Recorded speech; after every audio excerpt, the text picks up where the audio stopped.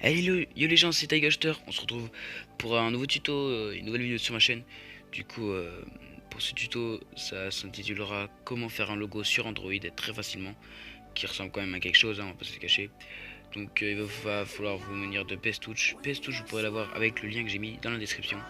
Donc ce lien va vous emmener, excusez-moi, ce lien va vous emmener sur, oh là là, sur PSTouch APK.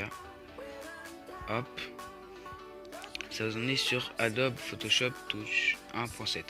Du coup, vous allez cliquer sur Install, puis sur Cliquer, et vous faites OK. Voilà. Donc moi j'ai déjà installé, c'est ça hein, que je dois prendre. Du coup, après vous allez ouvrir PSTouch. Je fais une petite dédicace à Critfire qui m'a quand même fait une belle bannière. Je l'ai mise quoi, je trouve qu'elle pète sa mère quand même. Je l'ai caché, voilà. Vous avez quelques exemples de logos que j'ai fait en 15 minutes je crois. Ouais, donc c'est pas mal, je trouve, ça passe quoi. Donc pour commencer le tuto, vous allez cliquer sur le petit plus en bas à gauche. Vous aurez des flèches hein, vous allez cliquer sur le petit plus en bas à gauche. Vous faites OK, voilà. Pour commencer, vous allez cliquer sur le petit plus avec l'image en haut, choisir la petite image de fond d'écran où on va tout travailler dessus. Donc quand vous l'avez prise, hop, voilà, on va l'agrandir pour que ça passe bien dans tout le carré. Donc moi j'ai mis une petite explosion au milieu pour que ça va stylé. Ensuite, tout va se passer sur ça. Vous allez cliquer sur le petit E en dessous, au-dessus, ouais. Texte. Non, on va pas mettre Tiger. On va mettre un petit T. Un gros T même. Moi je vous conseille celle-là parce que je trouve qu'elle est pas mal pour mettre la lettre dans le rond. Donc mettez-la en blanc. Bon, moi elle va pas trop se voir, mais mettez-la de cette taille environ. Elle va pas trop se voir. Hop, on va la mettre au milieu. Voilà, vous faites OK. Quand c'est fait, vous allez aller dans la petite caisse qu'on a posée depuis le début. Donc quand vous créez une petite caisse, puis après vous choisissez votre arrière-plan. Donc on va aller dessus, on va aller dans le carré blanc ici, descendre d'une case et tourner à droite pour le petit cercle. Pour faire un bon cercle, je pense, ouais, on va faire comme ça. Faut qu'il soit plus grand que la lettre, hein. Un petit peu comme ça. Ouais, pas mal comme ça. Donc quand c'est fait les gars, vous allez aller dans le E, contour et remplissage, contour, et moi je mets environ 50. Après c'est à vous de faire ce que vous voulez. Faites votre choix, mais moi je fais une petite vidéo comme ça. Du coup, après quand vous avez fait, vous allez monter la case en bas. Je sais pas comment dire, enfin je vous mettrai une flèche. Vous allez prendre la case, vous allez faire la glisser tout au-dessus. Hop, après vous allez cliquer sur le carré avec la poulie, vous faites désélectionner. Ça va enlever tous les traits qui sont déjà tracés.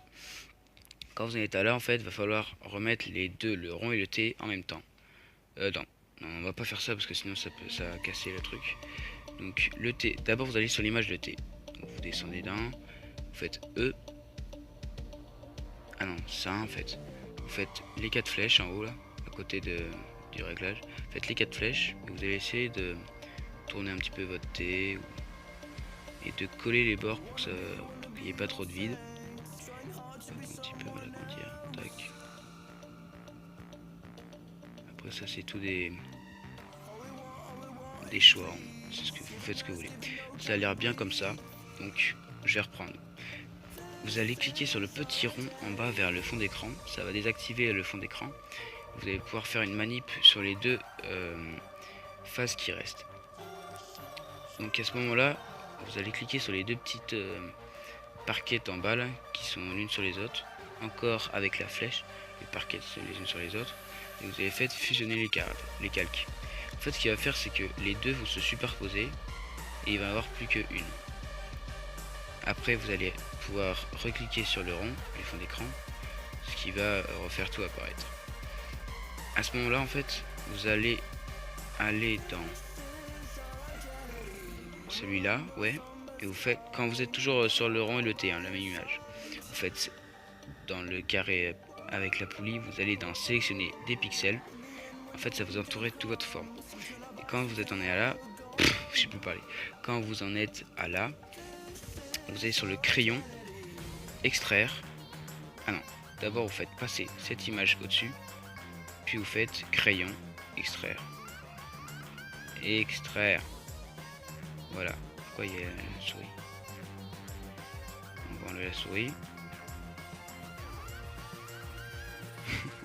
Oui, je sais pas ce qui s'est passé là. Bon, c'est pas grave, vous occupez pas de la souris. En fait, ça va vous enlever tout le contour et ça va vous garder tout où le rond et le T étaient au-dessus de le fond d'écran. Enfin, je me comprends, j'espère que vous me comprenez. Donc, normalement, là, vous pouvez mettre un fond d'écran ou un truc un peu stylé. Enfin, voilà. Moi, ce que je vais faire, c'est que je vais reprendre la même image. Donc, celle-là. Hop. Je vais la remettre comme elle était avant. Oh là là, putain.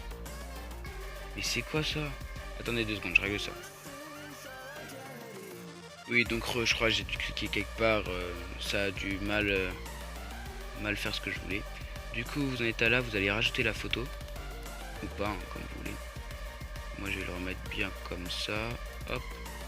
Donc là, vous n'allez pas trop voir votre rond. C'est un petit peu normal. D'abord, vous allez passer ça tout en dessous. Parce que ça ne nous intéresse pas. À ce moment-là, il va falloir faire du contraste avec les effets et tout. Donc moi je vous propose d'aller dans FX. Là il y a plusieurs styles, hein, c'est vous qui choisissez. Celui que j'aime bien c'est le ancien Spepa, je crois, je sais pas quoi. Vous choisissez la clé, si c'est clair ou pas. Moi j'ai envie de mettre celui-là là. On va mettre tout au max. Voilà. Comme ça c'est pas mal. Vous allez voir, hein, vous allez comprendre. Après, celui-là c'est pour faire s'il brille ou pas. Lui on va mettre comme ça. À 38. Moi je vais mettre clair de lune. Je vais mettre au max. Attends, j'ai envie de voir un truc. Ouais, non, non, je vais laisser comme ça. Quand vous êtes à là, en fait, après vous pouvez paramétrer le fond d'écran. Enfin, je sais pas si ça se dit comme ça, mais moi je vais changer le fond d'écran. Je vais mettre en clair de lune aussi. Ou ça dépend. Ouais, non, peut-être pas. Le fond d'écran, je vais lui changer de couleur, peut-être. Ah non, c'est pas comme ça. C'est de base. C'est teinte. Teinte. Pour le fond d'écran, je mets teinte. Voilà. Ah, parfait. Parfait, la belle couleur. On va essayer de faire un petit truc comme ça. Voilà. Après, vous choisissez tous les paramétrages de votre fond d'écran, de la couleur de votre logo. C'est tout, c'est vous qui choisissez. Mais moi, je vous propose de faire ça. Je trouve que c'est un peu stylé. Donc, pour mettre votre pseudo, vous allez dans le petit au-dessus, texte. Moi, je vais mettre Tiger. Hop, vous choisissez la couleur. On va mettre bleu foncé. On va choisir quelle sorte d'écriture. Shuriken Ball, ça c'est pas mal. Après vous choisissez où le mettre, hein. C'est vous qui décidez ça. Tac, on va le mettre là. Ouais, ça passe. On va dézoomer un peu. Hop, hop. Parfait. Voilà les gars. Donc j'espère que les gars cette petite vidéo tuto vous aura plu. C'était une petite vidéo rapide, hein. Si vous voulez que je fasse un truc vraiment expert en speed art, vous pouvez me le dire. Donc j'espère que t'as plu, tu peux t'abonner, liker, me dire en commentaire si tu veux un logo ou pas, tu pourras m'ajouter sur mon Skype. Je refais une petite dédicace à Creed Fire, à Magic Gaming et je vous dis ciao les gars.